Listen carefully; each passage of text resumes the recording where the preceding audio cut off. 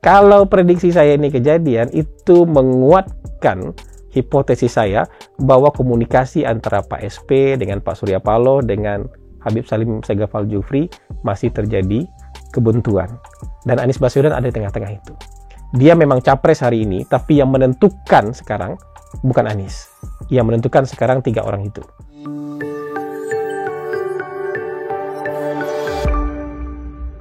Assalamualaikum warahmatullahi wabarakatuh. Kita jumpa lagi dalam siaran mikrofon Hasan Nasbi. Sekarang sudah masuk ke episode 92. Jadi judul podcast kita kali ini adalah Cinta Lama Bersemi Kembali, Cinta Baru Setengah Hati. Makin kesini makin puitis ya. Jadi kita mau bicara apa sih sebenarnya gitu ya. Jadi hari Rabu kemarin, Rabu Pon, yang ditebak-tebak oleh sebagian kalangan akan terjadi reshuffle kabinet, ya kan biasanya itu ya, pegangan orang kan kalau sudah ada Rabu Pon, sudah ada isu reshuffle kabinet, maka pada hari Rabu itu akan terjadi reshuffle kabinet. Tapi ternyata yang terjadi kemarin bukan reshuffle kabinet, nggak ada ternyata reshuffle kabinet hari Rabu Pon kemarin. Yang terjadi di hari Rabu Pon kemarin tetap peristiwa bersejarah, tapi itu pertemuan antara Surya Paloh yang berkunjung ke DPP Partai Golkar bertemu dengan Ketua Umum Partai Golkar Erlangga Hartarto. Kenapa ini disebut sebagai sebuah pertemuan bersejarah? Kalau Anda mengamati politik Indonesia beberapa tahun terakhir, Pak Surya Paloh itu menjadi salah satu aktor yang dominan dalam politik Indonesia. Selain karena dia juga punya partai politik yang cukup besar, selain karena kemudian kemampuan finansialnya yang juga luar biasa, dia juga salah satu tokoh politik paling senior di Republik ini. Jadi ketika tahun 99, kita sudah tahu nama-nama ini, nah salah satunya adalah Surya Paloh gitu. Selain Ibu Megawati, selain Pak Wiranto, selain Pak Amin Rais, sudah ada Pak Surya Paloh pada saat itu. Nah, karena dia tokoh politik yang dominan dan senior, biasanya orang lain yang datang ke Nasdem Tower. Ya, misalnya ketua-ketua partai politik yang datang ke sana.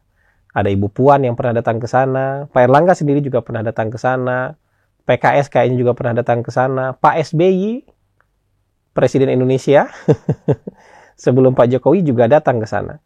Nah, ini kali pertama Pak Surya Paloh keluar dari Nasdem Tower untuk bertemu partai politik. Kalau untuk bertemu presiden tentu datang ke Istana Presiden. Tapi kalau selain ke Istana Presiden, ini pertama kalinya Pak Surya Paloh keluar dari Nasdem Tower. Dan ketika pertama kali keluar dari Nasdem Tower, itu bertemunya dengan siapa? Bertemu dengan Erlangga Hartarto. Lalu ditanya sama wartawan, kenapa Pak Surya Paloh bertamunya ke Partai Golkar? Kenapa ketemunya dengan Pak Erlangga Hartarto, bukan datang ke koalisi perubahan, merayakan koalisi bersama, merayakan kebersamaan bersama koalisi perubahan.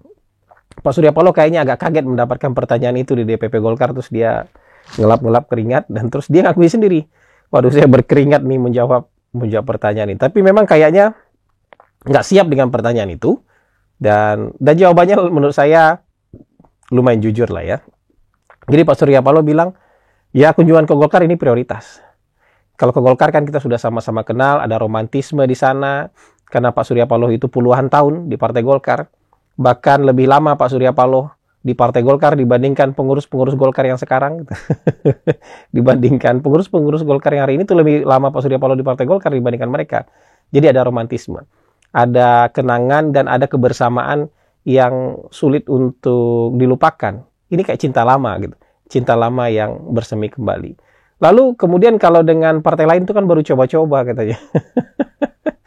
Baru mau coba-coba berkoalisi. Jadi partai lain yang dimaksud tuh ya itu. 2 partai yang beberapa hari lalu itu menyatakan dukungan. Yang satu menyatakan dukungan dengan press release. Yang satu lagi dengan konferensi pers yang ada di Bandara Soekarno-Hatta. Jadi menurut Pak Surya Paloh dengan kedua ini baru coba-coba. Jadi ini yang saya sebut dengan cinta lama bersemi kembali dan cinta baru kayaknya masih setengah hati. Jadi kira-kira begini kalau kita tarik mundur melihat perspektifnya dalam lanskap politik Indonesia. Partai Golkar dan Partai Nasdem itu akarnya sama. Partai-partai establishment. Partai establishment itu artinya partai pemerintahan, partai pembangunan gitu. Partai yang sulit sekali dibayangkan mengusung tema perubahan. Partai-partai ini pasti mengusung keberlanjutan. Kenapa? Mereka tuh bukan partai yang terbiasa dengan posisi sebagai oposisi. Ya, ini partai yang maunya bergabung dengan pemerintahan. Siapapun orang yang jadi presiden, partai ini bergabung ke dalam pemerintahan. Makanya ketika ketemu dengan Partai Golkar, Pak Erlangga Hartarto bilang, ya kita menguatkan komitmen kita sebagai partai pemerintah, sebagai koalisi pemerintah. Itu dipahami dengan sangat baik oleh Pak Surya Paloh bahwa kita memang komitmen untuk mendukung pemerintah ini sampai tahun 2024. Setelah tahun 2024 tentu kita banyak punya pilihan, punya jalan. Tapi bahwa komitmen mengusung solidnya pemerintahan itu tidak bisa ditawar lagi. Nah, ini yang mengikat keduanya, bahwa mereka adalah partai establishment, bukan partai perubahan. Karena jargon perubahan itu biasanya diusung oleh partai oposisi. Sementara Nasdem bukan partai oposisi. Walaupun mungkin misalnya bulan Oktober kemarin, ya karena emosi, ya karena ada perselisihan politik sedikit, kemudian tiba-tiba dengan semangat mengusung koalisi perubahan, tapi makin ke sini kemudian mungkin makin sadar bahwa kita bukan partai perubahan. Kita ini partai establishment, partai pembangunan, partai yang usungannya adalah keberlanjutan. Walaupun Nasdem itu temanya kan restorasi ya, tapi restorasi juga bukan perubahan. Restorasi itu pembaruan. Karena restorasi Meiji misalnya yang dilakukan di Jepang tahun 1860-an itu bukan dilakukan oleh oposisi. Restorasi Meiji itu dilakukan oleh kelas penguasa. Kelas penguasa yang ingin memperkuat posisi kaisar sebagai pusat kekuasaan, tapi mereka melakukan pembaharuan dengan modernisasi. Modernisasi industrialisasi, modernisasi persenjataan, modernisasi birokrasi gitu. Dengan sedikit demi sedikit mengeliminir shogun-shogun gitu. Para samurai-samurai. Itu mulai dikesampingkan dan pemerintahan Jepang menjadi pemerintahan yang modern. Jadi itu juga bukan perubahan. Perubahan itu kan usungannya koalisi oposisi biasanya yang melihat hari ini nggak pas ini, maka kita harus ubah semuanya gitu. Jadi ya itu yang membuat mereka semakin dekat. Dan benar juga kata Pak Surya Paloh, kalau kami ini partai establishment, kemudian mencoba bekerja sama dengan partai perubahan, partai oposisi, ya ini memang konteksnya baru coba-coba ini. Itu mungkin yang membuat Pak Surya Paloh kemudian memutuskan lebih baik dia berkunjung ke Partai Golkar pada hari Rabu PON dan tidak merayakan kebersamaan dengan koalisi perubahan yang sudah dengan terang benderang menyatakan kerelaan mereka untuk mengusung Capres Anies Baswedan. Nah, ada pertanyaan kemarin ke saya dari beberapa wartawan, lalu bagaimana dengan nasib koalisi perubahan?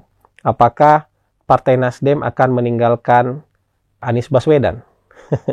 Menurut saya koalisi perubahan itu selalu akan on progress. Maksud saya kalau sudah sampai punya pernyataan masing-masing, Nasdem sudah mengumumkan pencalonan Anies, ya Demokrat sudah menyampaikan dukungan pencalonan Anies, ya. Kemudian PKS sudah menyampaikan dukungan yang sama. Nggak bisa mereka tiba-tiba tarik mundur, itu nggak bisa. Nggak bisa kemudian Nasdem balik badan gitu, belok patah atau putar balik, itu tentu itu tidak bisa. Ini akan memperburuk rekam jejak mereka di media sosial, di media, dan di benak publik. Jadi nggak mungkin itu terjadi lah. Jadi menurut saya Nasdem meninggalkan Anies Baswedan itu enggak lah. Apakah Nasdem sudah meninggalkan koalisi perubahan juga enggak. Menurut saya ini masih dalam kerangka on progress. Tapi memang PR-nya minimal masih ada 4 lagi. Ya, ada 4 PR. Sampai koalisi ini bisa terbentuk itu masih ada 4 PR lagi. Kalau 4 PR ini tidak bisa mereka selesaikan dengan baik, maka ya koalisi ini terancam tidak jadi terrealisasi. Jadi begini konteksnya, bahwa mereka sepakat mengusung Anies Baswedan bukan terjadi hari ini saja. Kita sudah tahu ini 6 bulan lalu. Jadi ini bukan hal yang baru. Ya, ini kan semua pernyataan publiknya aja hari ini. Jadi kalau misalnya Demokrat dukung Anies itu dari 6 bulan lalu kita sudah tahu. Ya, PKS mau dukung Anies dari 6 bulan lalu kita juga udah tahu. Nasdem mendukung Anies juga dari 6 bulan lalu kita sudah tahu. Jadi kalau dinyatakan hari ini hanya sebagai sebuah pernyataan. Tapi dalam 6 bulan ini, kita belum melihat mereka menyelesaikan PR-PR berikutnya. Jadi kalau 6 bulan yang lalu, PR mereka itu masih sama dengan PR hari ini. Jadi makan-makan itu belum menyelesaikan PR mereka yang lain. Kalau ini bukan PR yang harus mereka selesaikan, karena dari setahun yang lalu, atau dari 6 bulan yang lalu, kita sudah tahu PR ini sudah selesai. Sudah clear gitu, soal pencalonan Anies Baswedan.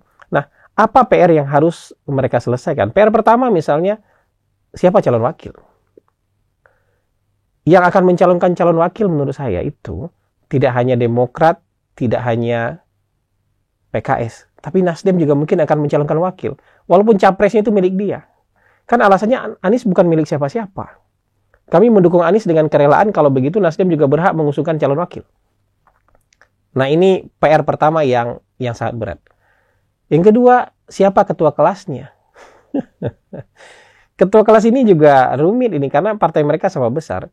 Siapa yang harus menjadi ketua kelas dan mengklaim calon presidennya? Ini juga tidak mudah untuk diselesaikan. Sampai hari ini nggak kelihatan ketua kelasnya. Itu juga mungkin yang menyebabkan bahwa kita belum pernah lihat duduk bertiga antara Pak Surya Paloh, Pak SBY dengan Habib Salim Segaf Al-Jufri. Karena ketiga-tiganya ini satu menteri, satu presiden, ya satu ketua umum partai yang partainya lebih besar dibandingkan partai yang lainnya. Jadi sulit menentukan siapa ketua kelasnya. Ini yang jadi PR kedua bagi mereka. Ini juga yang mungkin menyebabkan misalnya Nasdem juga masih komunikasi dengan Golkar. Ya, membuka diri untuk kalau misalnya ada kebuntuan dengan koalisi perubahan, kami tetap bisa bawa Anies untuk bersama Golkar misalnya. Ya.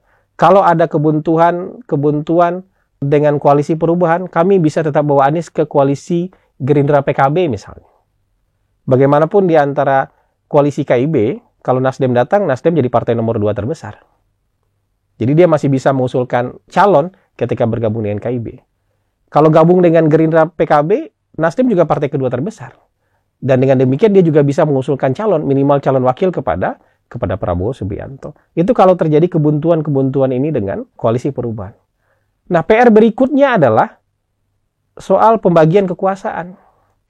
Pembagian kekuasaan ini pasti sangat rumit, ya, dan nggak selesai juga sampai sekarang karena partai mereka hampir sama besar.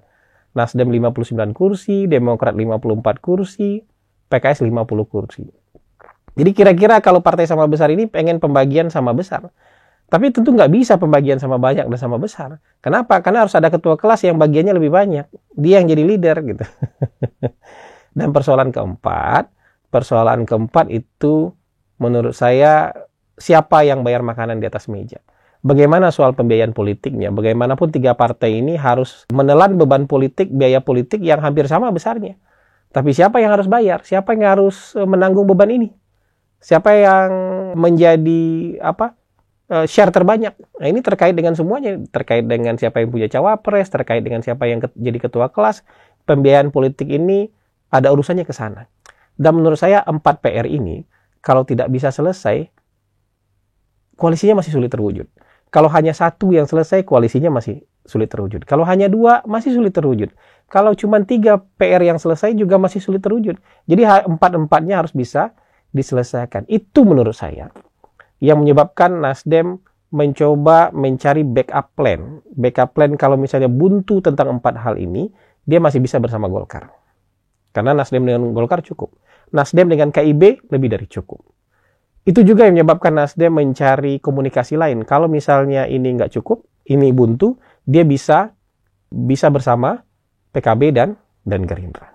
Tapi 2 partai lain juga nggak bodoh. Dalam permainan ini, koalisi perubahan ini menurut saya saling kunci-kuncian ini. Saling kunci-kuncian.